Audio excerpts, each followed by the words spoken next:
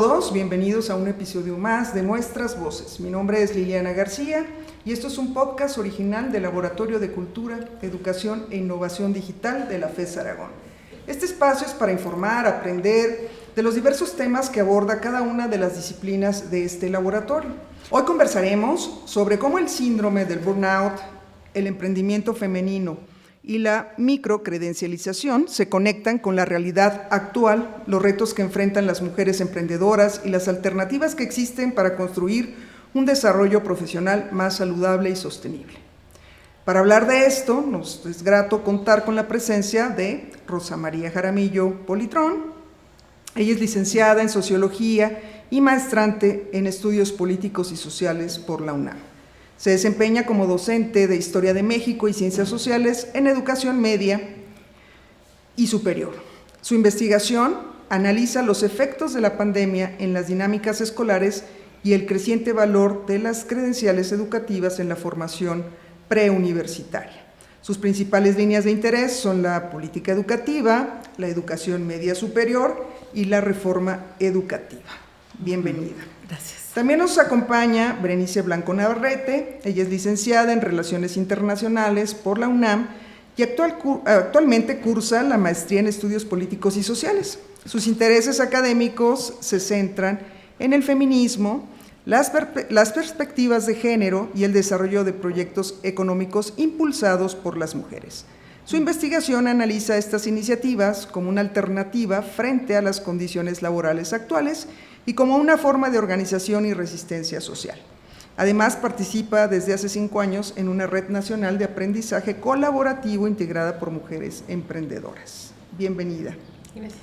De igual manera, contamos con la presencia de César Jesús Castro Cerros. Él es licenciado en Sociología por la UNAM y actualmente cursa la maestría en Estudios Políticos y Sociales. Su trabajo académico se centra en el estudio de las transformaciones del mundo laboral y sus efectos en la salud de las personas trabajadoras.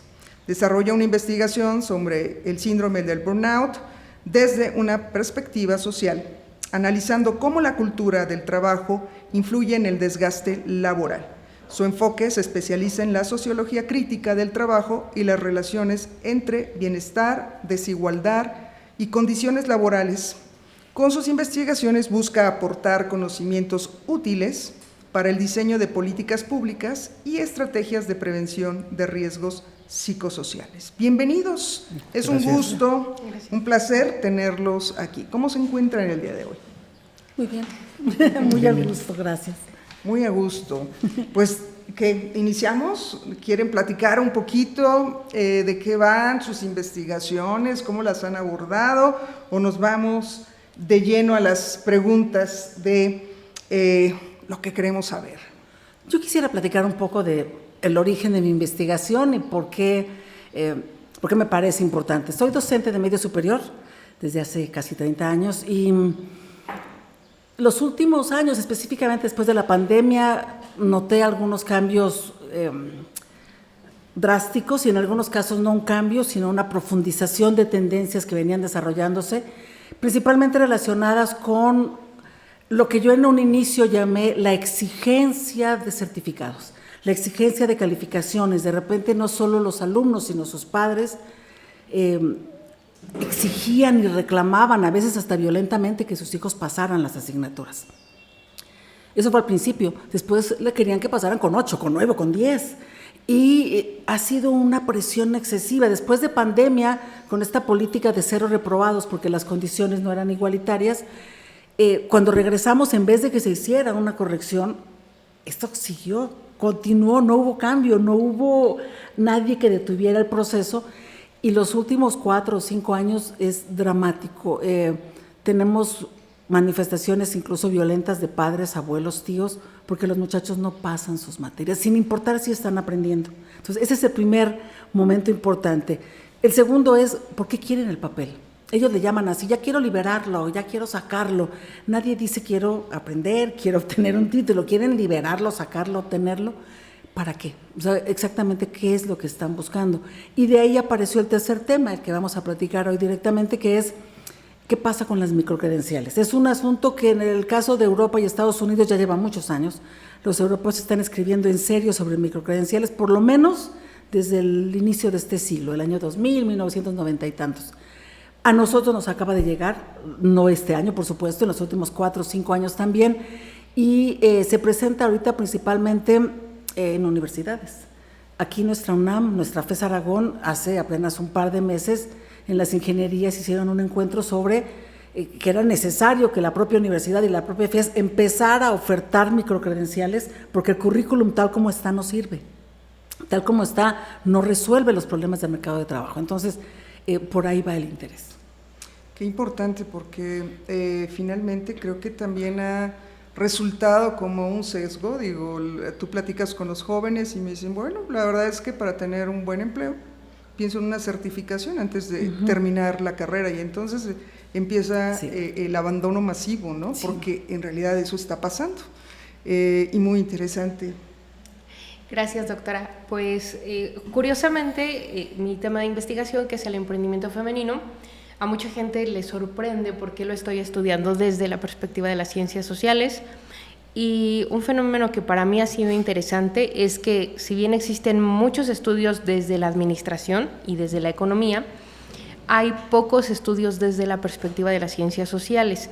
Ahora, lo interesante es que es un fenómeno que se ha intensificado también mucho a través de las redes sociales, y justo en pandemia todo el mundo quería emprender, ¿no? En México hubo este movimiento de las famosas nenis, que curiosamente el término fue primero para denostar la actividad, pero con el tiempo las mujeres se empoderan de este nombre, y que incluso el gobierno lanza en algún momento una política específicamente para recaudar impuestos, ¿no? Justamente de la labor de estas chicas. Entonces, lo que me ha permitido descubrir la investigación es que no es un fenómeno exclusivo de México, es a nivel América Latina.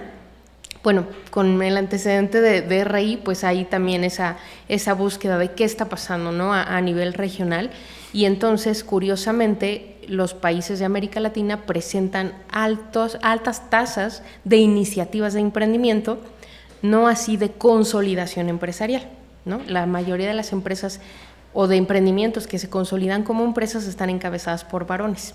Entonces, ¿qué está pasando ahí? ¿Qué fenómeno social es el que está, pues vamos, atravesando la actividad de las mujeres, que no les permite consolidar? Y entonces una de las líneas de investigación justamente va a ser el rol de género desde el trabajo de cuidados, ¿no? Que es muy peculiar en América Latina. Hay teóricas muy importantes feministas que lo describen, como Marcela Lagarde, Teresita Barbieri, que para mí, que vengo de RI, ha sido una sorpresa descubrir estas lecturas. Entonces, pues sí, hay una carga, y que curiosamente lo vamos a ver, me parece, a lo largo de la plática. Los temas están conectados, ¿no? Parecería que no tienen nada que ver, pero en realidad hay un fenómeno que atraviesa toda la región, y es la precarización laboral, que es la vertiente que está ahí atravesando todo esto. Muy interesante.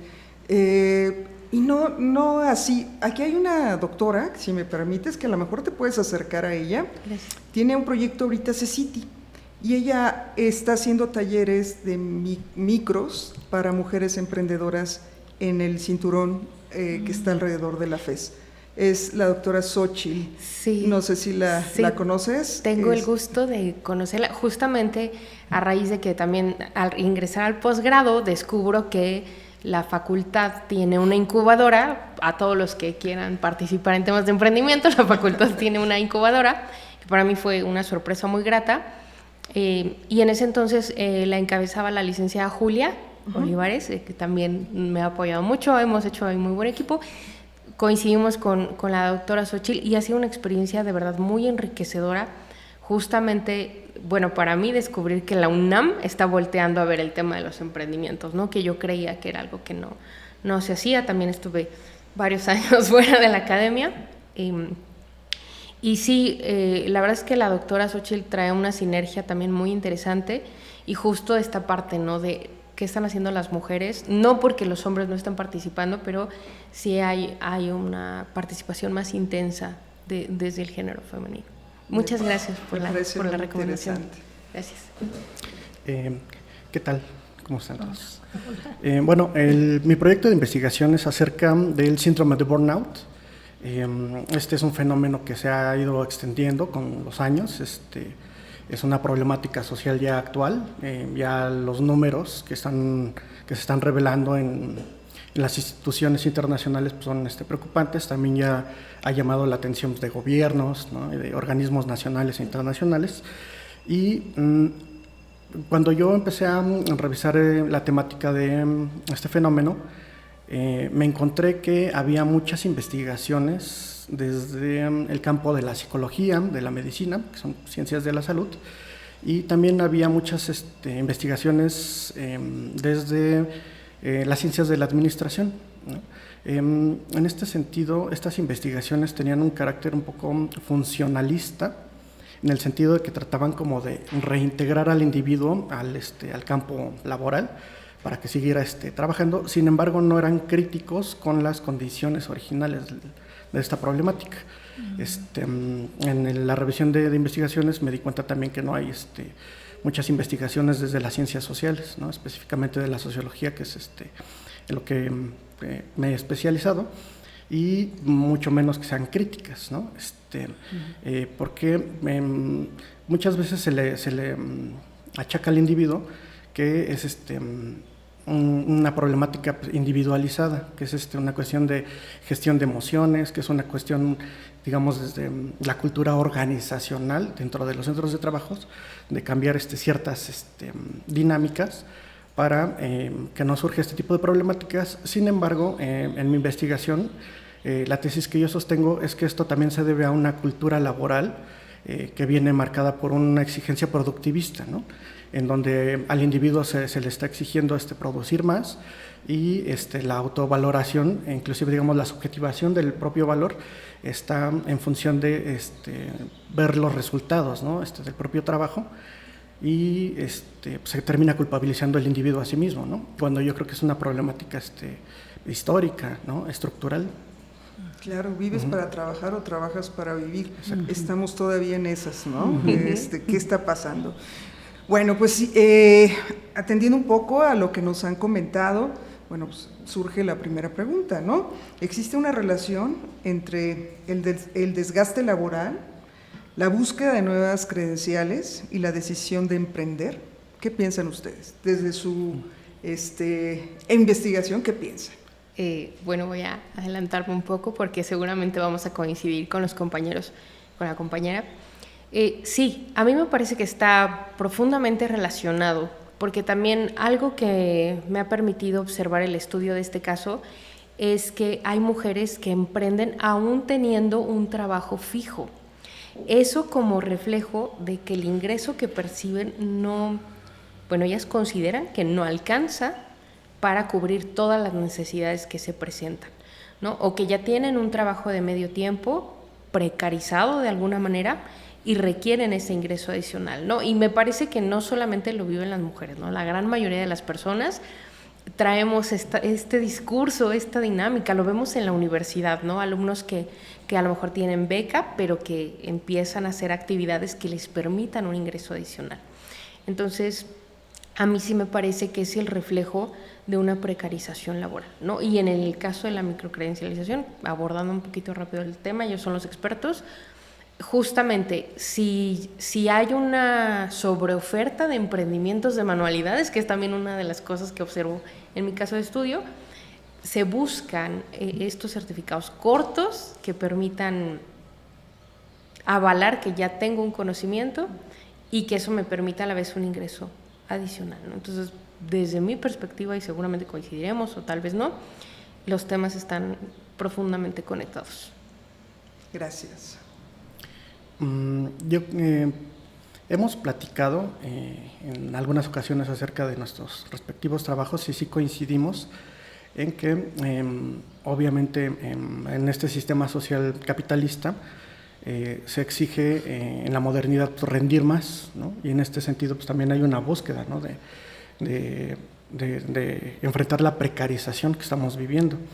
En el caso, por ejemplo, de la escuela, se pide cada vez más credencialización, se exige cada vez más que haya una certificación de saberes, ¿no? Para salir al campo laboral a integrarse.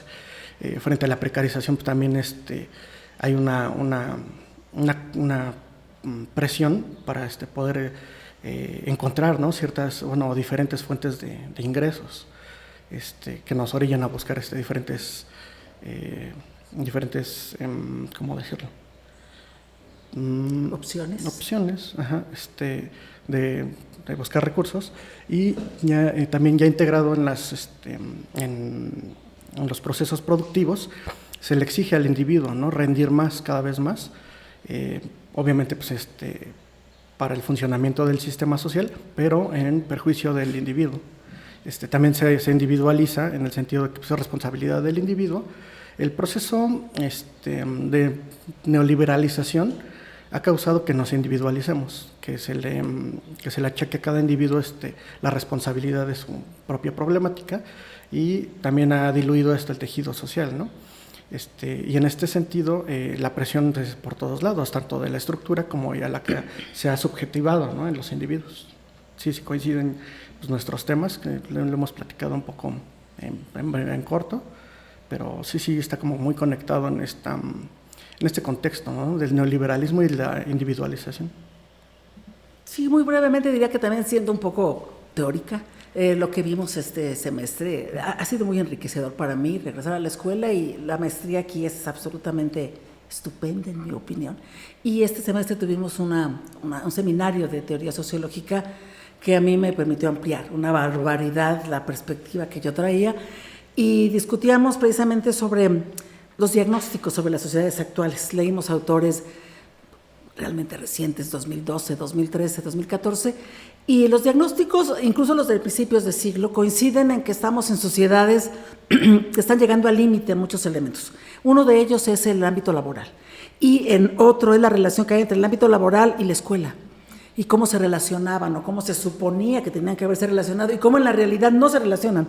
La teoría del credencialismo, perdón, Randall Collins, un teórico inglés, dice: el problema de las sociedades actuales es que son sociedades credencialistas. ¿Qué quiere decir esto? Los títulos, grados, diplomas no necesariamente tienen una relación directa con las necesidades de los mercados laborales. Eso es algo que ellos tenían clarísimo, escrito en los finales de los años 60 en Europa y Estados Unidos, que para nosotros es muy evidente hoy. No hay una relación. Esto explica, por una parte, que la gente busque microcredenciales, pero también explica que si no tienes un papelito, efectivamente, como la gente más común lo reconoce, tus opciones laborales se cierran. Y si después, cuando tienes el empleo, para que lo conserves, la explotación, esto de la explotación es cada vez masiva. Dice Collins que la verdad es que para la mayoría de los empleos que se ofertan actualmente no se requieren los grados que están pidiendo. Esa es la verdad. Yo les comentaba a mis amigos que en mi escuela, nivel medio superior, están pidiéndole a mis compañeros doctorado para tener... Es que son los contratos que tenemos nosotros, ¿no? Contratos de 19 horas, asignatura A, salarios muy bajos con doctorado. Es decir, mis compañeros son gente brillante, talentosa, gente que ha salido de la UNAM, del Politécnico, de la UAM, y están compitiendo por salarios que hace 25 años con que tuvieras la preparatoria. Es decir, los maestros no necesitaban tener el certificado de licenciatura. Y esta hiperinflación de los certificados, por una parte, nos está llevando a estudiar cada vez más para permanecer en el mismo lugar, y ya que tenemos el empleo, hacer 20 cosas para conservarlo, y cuando te quedaste fuera, excluido del mercado laboral, buscar desesperadamente opciones de ingresos. Esto es parte de un diagnóstico que ya está ahí. Nuestro trabajo, obviamente, es bajarlo a nuestras realidades, a mi escuela, a tu grupo, al área laboral en la que vas a trabajar, para ver si estas categorías y conceptos y situaciones son aplicables a nuestras realidades o no, y si no lo son, desde dónde y cómo podemos nosotros proponer explicaciones primero y después opciones de transformación, ¿no? Porque es un hecho que son situaciones laborales injustas y son situaciones escolares en ciertos momentos absurdas, gente que solo viene por un papel, solo por eso, y que finalmente no va a tener repercusión en su futuro laboral. Entonces yo creo que sí tiene todo que ver. Yo cuando los escucho me pongo a pensar, y en estas referencias que das de tiempo temporal, la tecnología siempre ha existido.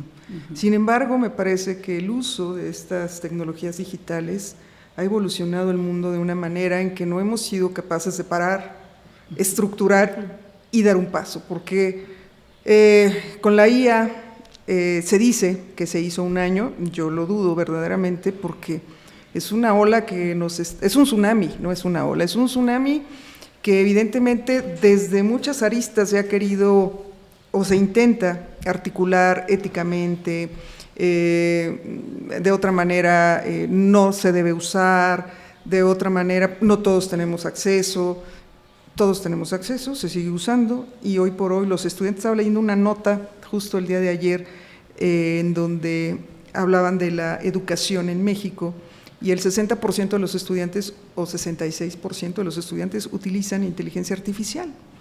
Y entonces los que somos académicos, ¿qué está pasando? Porque entonces, neurocientíficamente lo tengo muy claro, pero ¿cómo mis compañeros, y obviamente yo, vamos a dar ese paso para esas generaciones? Digo, de una u otra forma, a lo mejor tenemos nosotros 10, 15 años de diferencia, ¿no? No sé, pero evidentemente, ¿qué va a pasar con la educación? Y entonces me pregunto, esta innovación de tecnología digital, ¿creen que ha empoderado el burnout?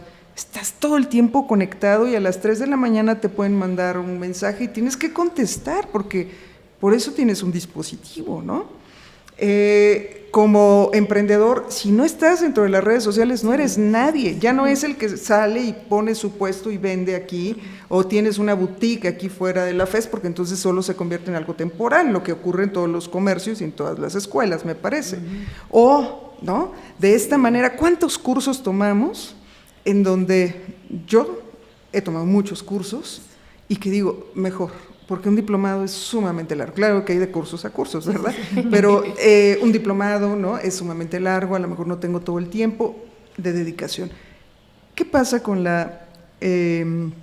justamente con esta parte de lo que estamos viviendo hoy, esta individualización de la que hablas? Esto es lo más individual que conozco, un dispositivo móvil es lo más individual que conozco del ser humano.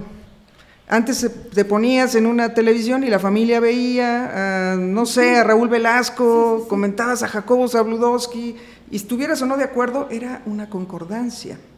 Hoy, cada quien vemos lo que nos interesa, y eso hace que, aparte del algoritmo, nosotros mismos vayamos siendo de una manera individuales, en todos los sentidos. Podemos estar aquí y cada uno de los que está aquí tiene un dispositivo. Y no sé, ¿no?, de acuerdo a alguna palabra que ustedes detonen y no se sepa, pues inmediatamente la consultan. Eso nos pone como docentes en jaque, ¿no? Porque bueno, uno tiene dominado algún tema, pero todos, digo, y eso hace que me presione y entonces a lo mejor ya no estoy dando lo que debo dar, y entonces es toda una cadena de cosas, pero yo creo que piensen de la tecnología, porque eso es un tema crucial dentro de esto. Pues siempre lo echan ahí. La tecnología es una herramienta muy útil, pero sin embargo los nuevos medios de comunicación, los nuevos medios de información nos mantienen conectados permanentemente, ¿no? Nos exige estar en contacto con todo, con la inmediatez.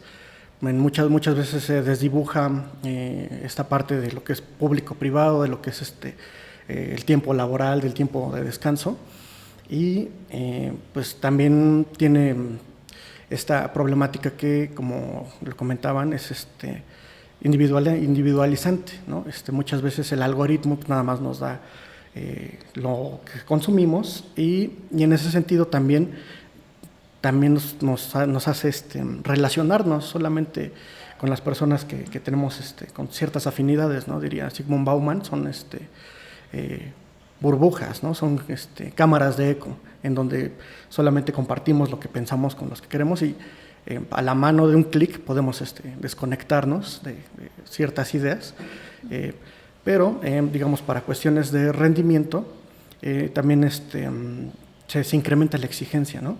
Porque dicen que la tecnología nos hace ser más productivos, y nos presionan, y también nosotros como individuos pues no nos desconectamos, ¿no? Todo el día estamos al pendiente de la información nueva y de qué información requiero yo como integrar para poder ser productivo, ¿no? Ya sean cursos, conocimientos, ciertas habilidades. Y eso agota, ¿no? Sí. O sea, sí. Finalmente, aunque uno no quiera, a veces no te das cuenta que estás en burnout, hasta que dices, no sé por qué ya no se me quedan las cosas, no sé por qué ya no estoy durmiendo bien. Sí.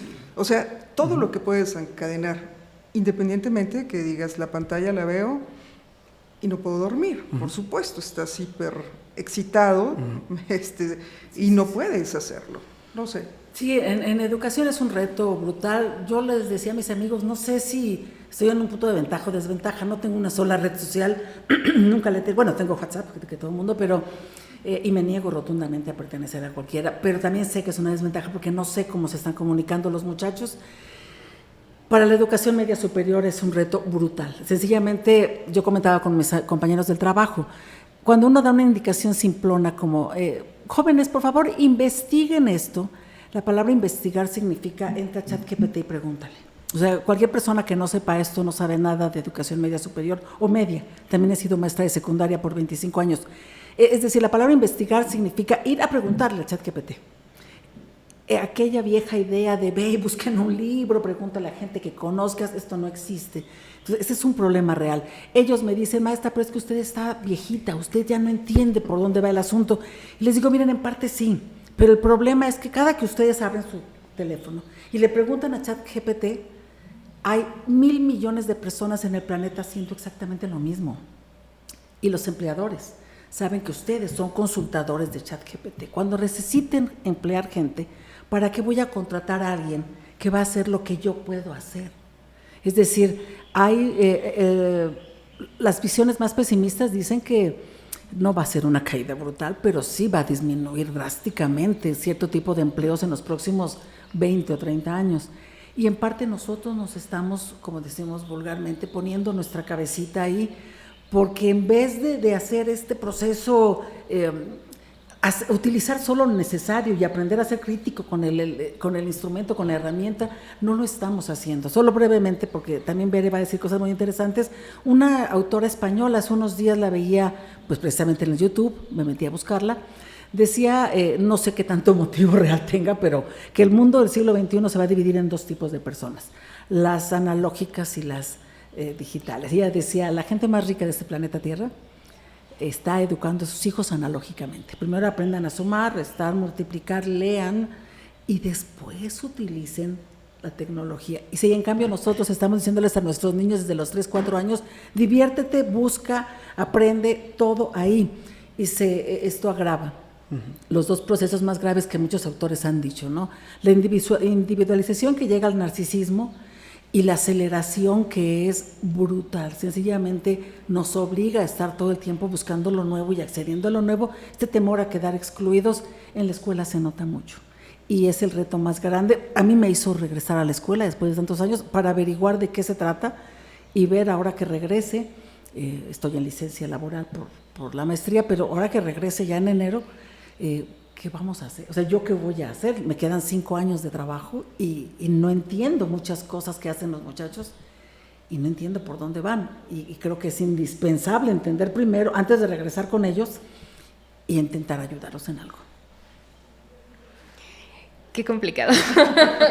Es decir, coincido con César, coincido con Rosita, con Rosa, del uso crítico de la IA. Pero digamos que yo me encuentro como en una disyuntiva por sobre todo factores sociales inmediatos. Un familiar trabaja ya todo el tiempo con IA y entonces viene y me cuenta de las maravillas que logra hacer en tiempo. Él tiene que diseñar informes, publicidad, una serie de cosas. Un saludo cuando veas esto, tú sabes quién eres. Y él me dice, es que la IA es ya la usas, la dominas o pierdes espacio en el mercado laboral. Y por otra parte, en mi caso, la responsabilidad de la crianza de un adolescente que justo está aprendiendo a usar la IA, ¿no? Entonces, justo a raíz de que regreso a la academia, en particular a la UNAM, al posgrado de aquí de Aragón, es transmitirle, sí úsala, pero de manera crítica, y es difícil, ¿no? Porque esta precariedad o esta exigencia de alta productividad ya está en la academia, ¿no? Y lo vivimos, lo hemos comentado con los compañeros. Algunos doctores con mucha experiencia y mucho camino nos dicen, es que les piden 20 cosas, ¿no? O sea, ensayos, presentaciones, una serie de cosas, no es queja, solo es un listado. Decían, en nuestra época, no sé, hace 20 años, las exigencias en el posgrado eran diferentes. Sí hay una exigencia de hiperproductividad, y si no aprovechamos las herramientas que hay, digo, hay mucha estima por todos los compañeros, pero la competencia es brutal, ¿no? Quien domina la IA ya hizo 30 cosas en lo que nosotras estábamos haciendo 1.5 y no muy seguras de que sí, ¿no? Más o menos. Entonces, a mí me gusta mucho usar una referencia, a lo mejor un poquito simplona. La IA es como un Ferrari. Venimos de la era de las carretas y tenemos un Ferrari. ¿Qué vas a hacer con ese Ferrari? ¿Te vas a subir y vas a llegar hasta donde tus capacidades te lo permitan? Sí, con un uso crítico dentro de las reglas y teniendo los conocimientos previos, ¿o te vas a quedar aferrado a la carreta porque ahí has estado siempre? Es muy complicado. Creo que más allá de prohibirla, y la referencia que usted nos comparte respecto a como docente que tienes que hacer para que los alumnos la usen de manera crítica, yo creo que ese es el verdadero reto, ¿no? O sea, si algo me parece que siempre le he agradecido a la UNAM es que nos dé esta postura crítica, pero lo comentábamos hace unos días, ¿qué más vamos a hacer aparte de criticar? ¿No? ¿Dónde va a estar la parte propositiva del uso de la IA? Y bueno, en el caso, por ejemplo, de los emprendimientos, sí hay un sector importante de estos gurús del emprendimiento que dicen, aprende a usar la IA para potenciar tu negocio, ¿no? Pero, curiosamente, dentro del movimiento de las emprendedoras artesanas, no al nivel de artesanas de pueblos originarios, quiero hacer el paréntesis, sí hay también una apuesta interesante que dice, no, o sea, mis publicaciones, mis fotografías van a ser lo más reales posibles para que el cliente sepa qué es lo que va a recibir, ¿no? Entonces, sí me parece que a nivel social, pues también hay una crítica interesante. Y nada más para cerrar rápido con el tema de redes sociales, pandemia nos enseñó, el confinamiento por pandemia nos enseñó que puede ser una herramienta de sobrevivencia interesante y que a nivel político, yo de verdad admiro mucho al colectivo de las ARMYs que nos vinieron a enseñar aquí en México para qué se pueden usar y qué alcance pueden tener, ¿no? Entonces, y obviamente me emociona que sean mujeres, jóvenes, las que impulsaron este movimiento, pero sí me parece que como sociedad tenemos mucho que aprender. Mucho, creo que y a veces la academia se va quedando como rezagada, ¿no? Justo por estas prácticas y porque a lo mejor como profesores consagrados, destacados, o no sé, no queremos como movernos de nuestra zona de confort, ¿no? Uh-huh. Hasta que te llega y dices, bueno, ayúdame, ¿no? Sí, y ese ayúdame, pues es lo que habla en algún momento Prensky, que dice que hay analfabetos digitales, que eso lo nombró, no sé, 2004, 2005, migrantes digitales y nativos digitales. Ahora los niños que han nacido post pandemia se les dice niños GPT. Ellos ya nacen, crecen con un,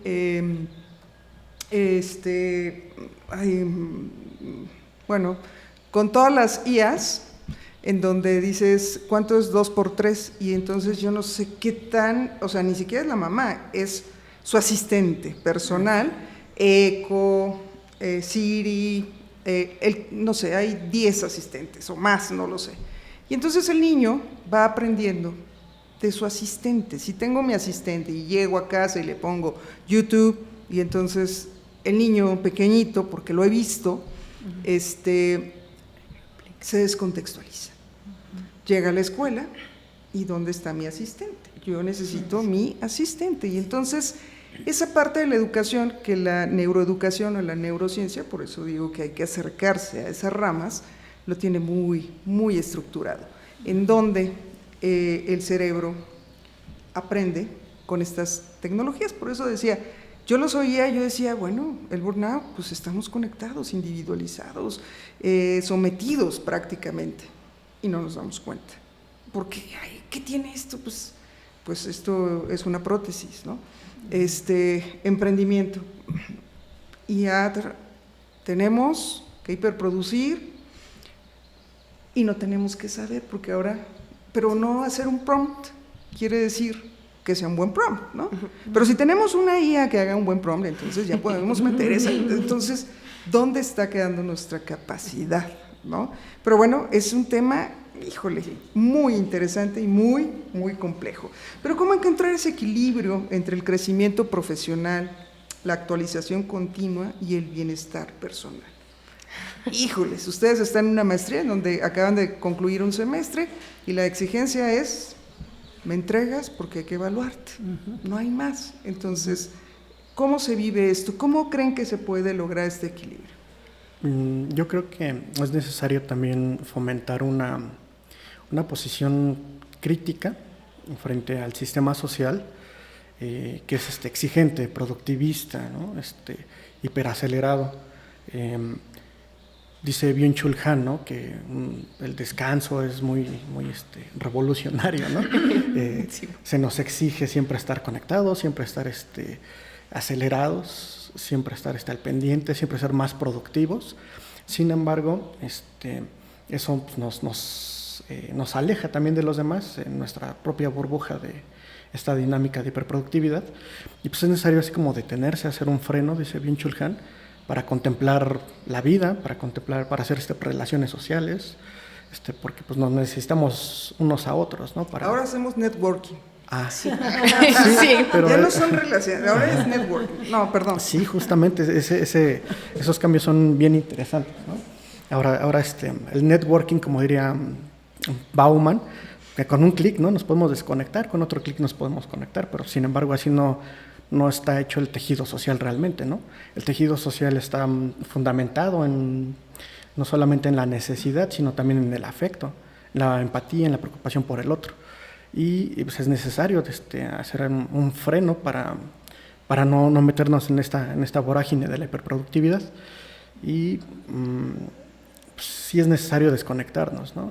Aunque es inevitable, toda la tecnología no se puede detener, pero sí es necesario también mantener ese contacto cara a cara, ¿no? Y esa posición crítica, ¿no? frente a las nuevas tecnologías. Sí, yo coincido con César. Creo que es necesario que luchemos de manera necesaria por apropiarnos un poco de tiempo. Tal vez, conforme uno va avanzando en su investigación, descubre que este proceso de aceleración es el que nos está destruyendo. Todo tiene que ser rápido, todo tiene que ser automático. Efectivamente, el proceso largo, que las cosas vayan tomando su ritmo. Antes decíamos que te caiga el 20, ya no existe, ahora todo tiene que ser inmediato. Leía por ahí a un investigador de neurociencias, creo que se llama Antonio Damasio. Él decía, es que el cerebro estaba hecho para todo, menos para escribir. O sea, no estaba.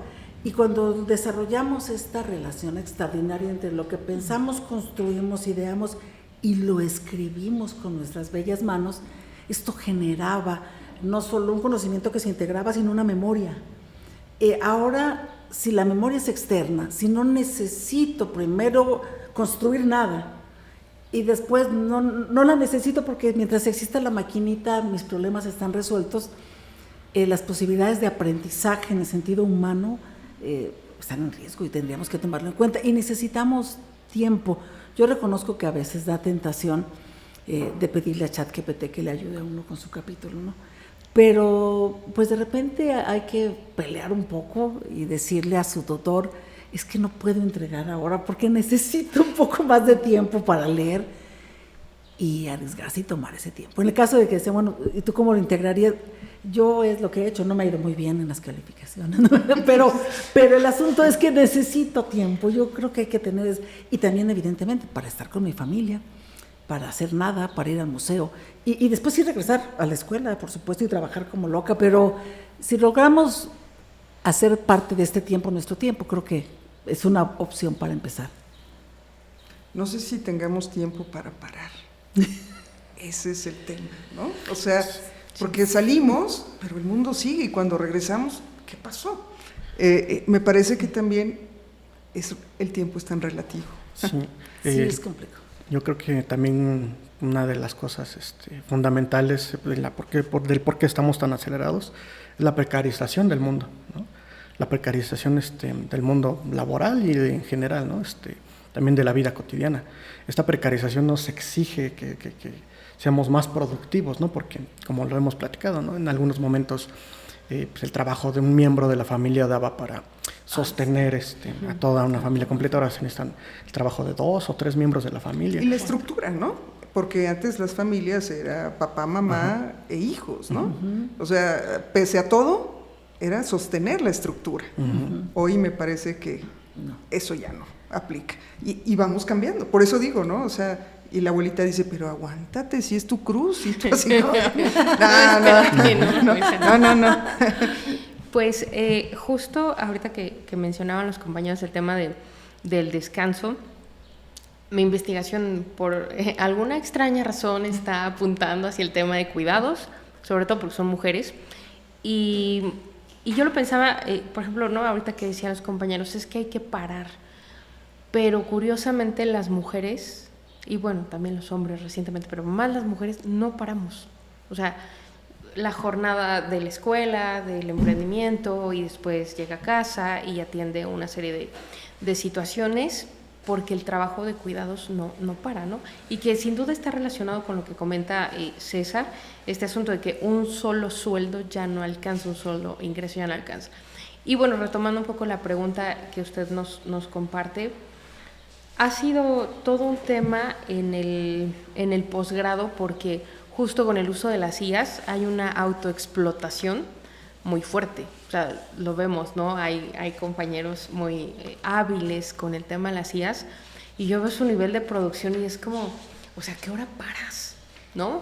¿En qué momento? Y lo hemos comentado en las clases, ojalá que todas estas herramientas que existen también nos permitan hacer esa conciencia de, necesitas parar para vivir lo que está allá afuera, para finalmente disfrutar un poco este asunto de qué estás haciendo con la familia o con el círculo social inmediato, pero es imparable. O sea, nos metemos en una dinámica de autoexplotación y de autocompetencia o de competencia también, que es muy fuerte, ¿no? Diría Nancy Fraser, el capitalismo caníbal en la academia.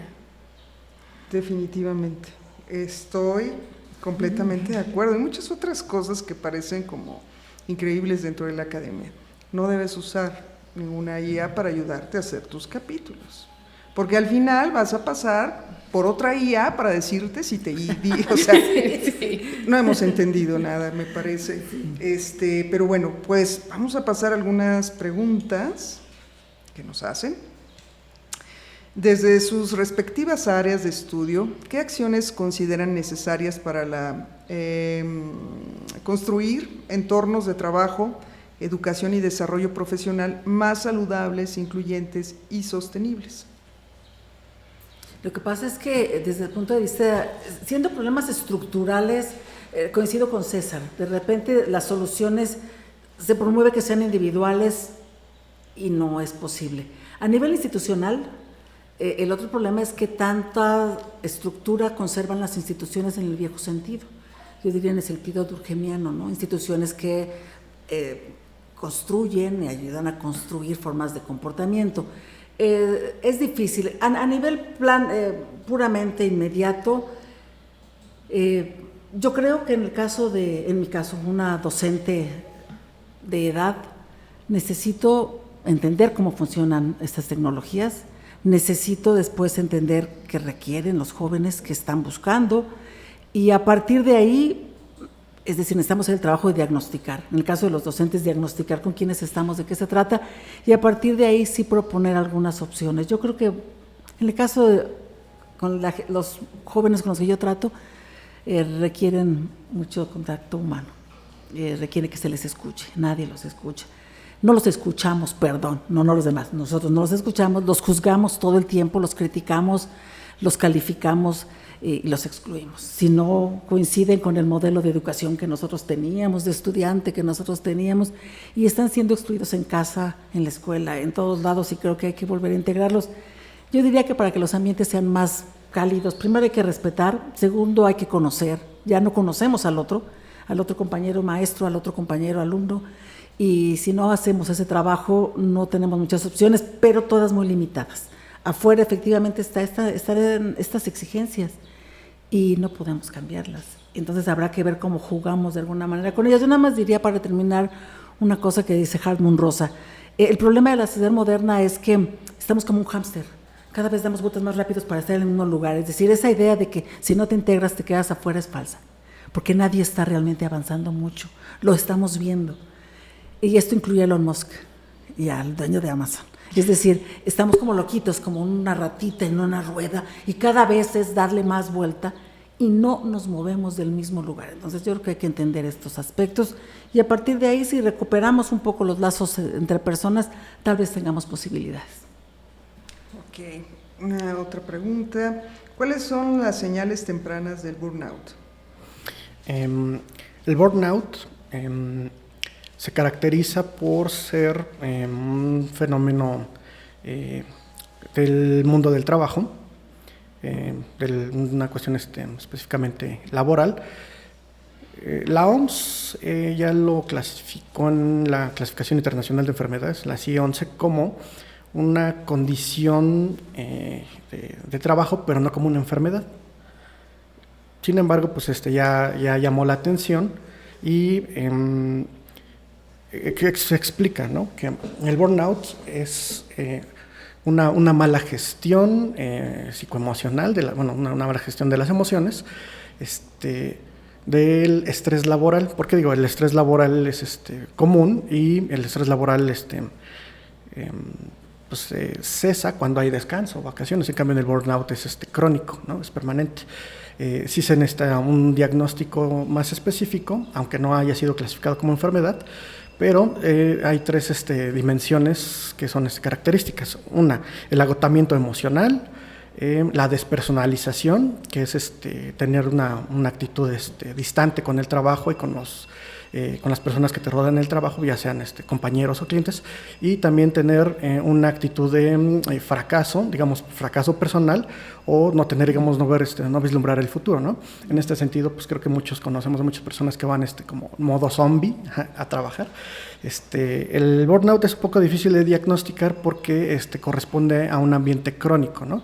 Se requiere de una evaluación de revisar si el estrés laboral no cede y se requiere tomar de otras medidas. No hay un diagnóstico específico, apenas de hecho la Organización Mundial de la Salud y todos los gobiernos están tomando medidas al respecto. Aquí en México ya se está trabajando con la NOM 035 para revisar estos problemas psicoemocionales en el trabajo y revisar cierto tipo de fuentes de problemáticas de riesgos psicosociales.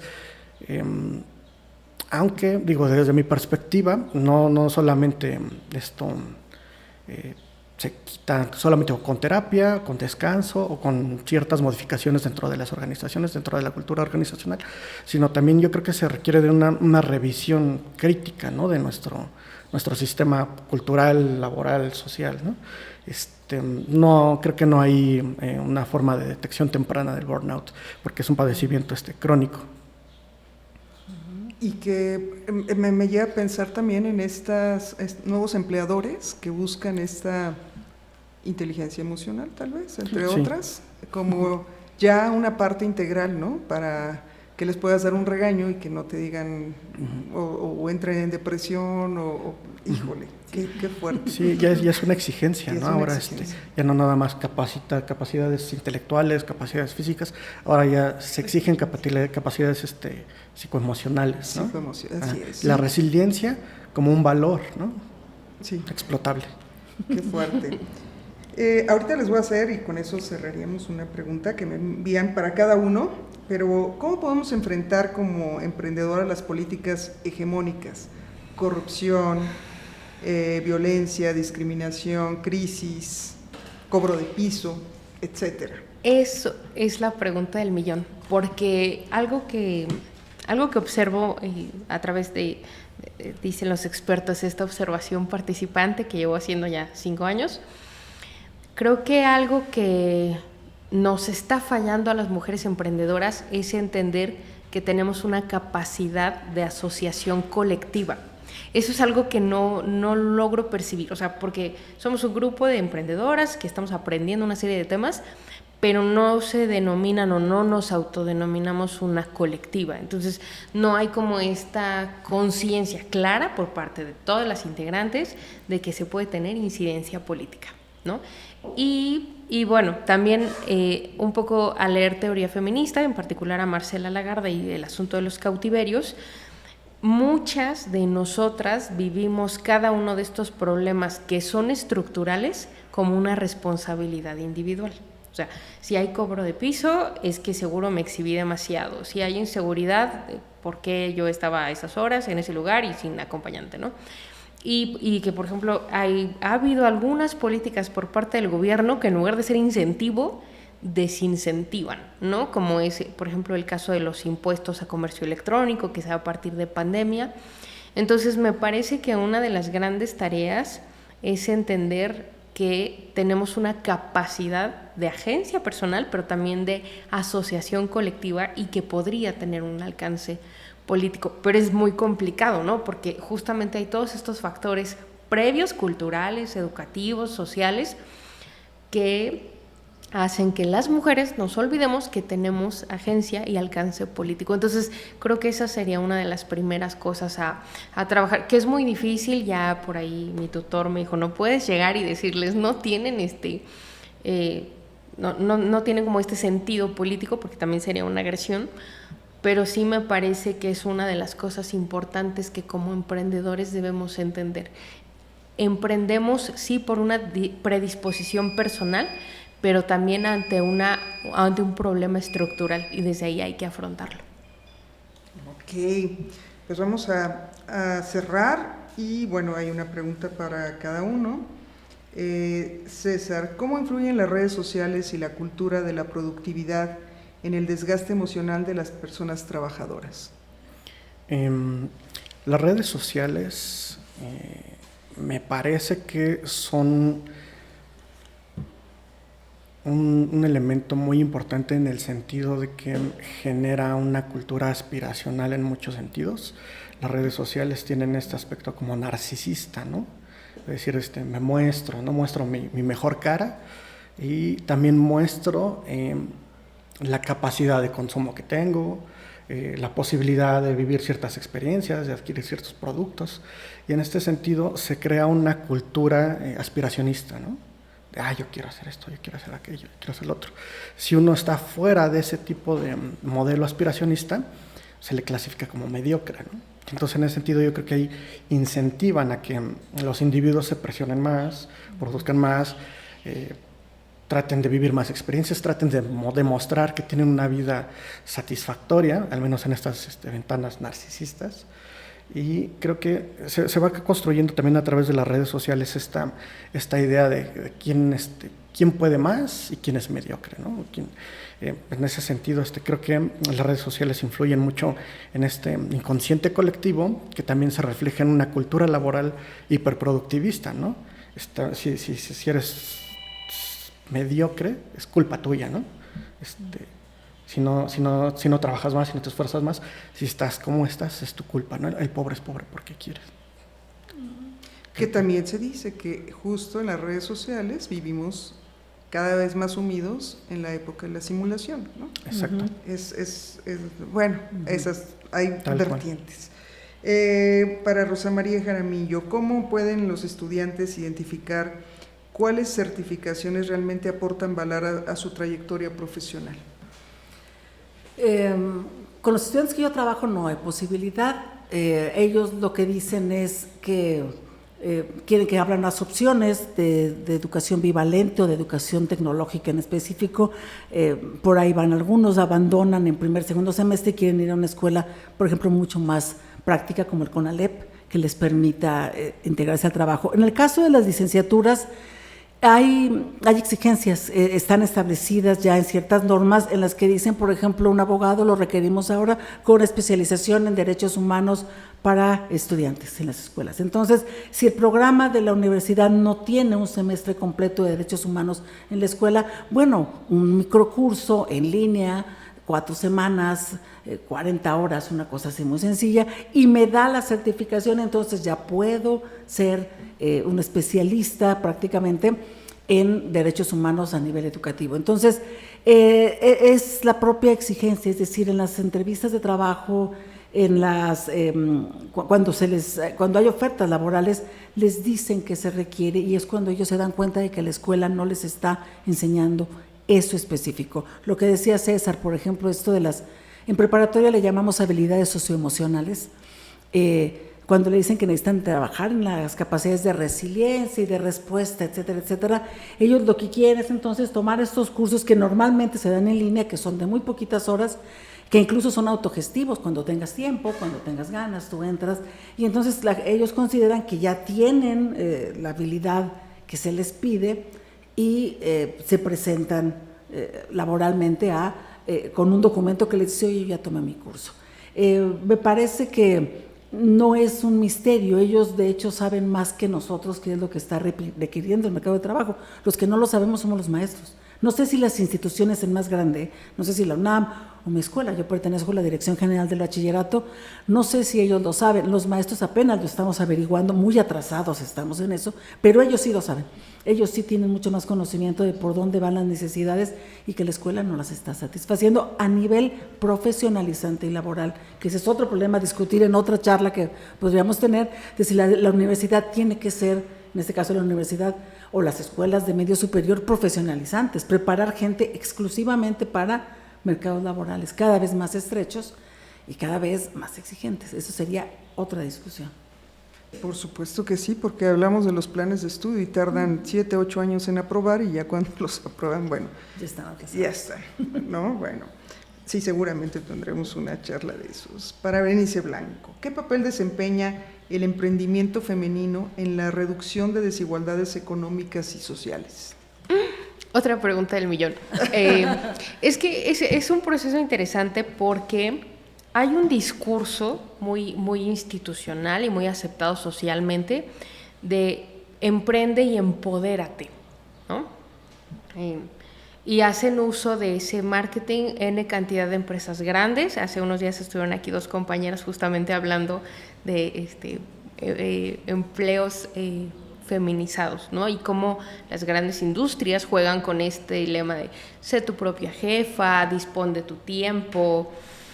Y me parece que en el fondo es un discurso peligroso porque al mismo tiempo no se está trabajando en entender que el trabajo de cuidados debe ser socializado y debe ser equitativo, lo que sea que eso signifique en su personal círculo familiar, ¿no?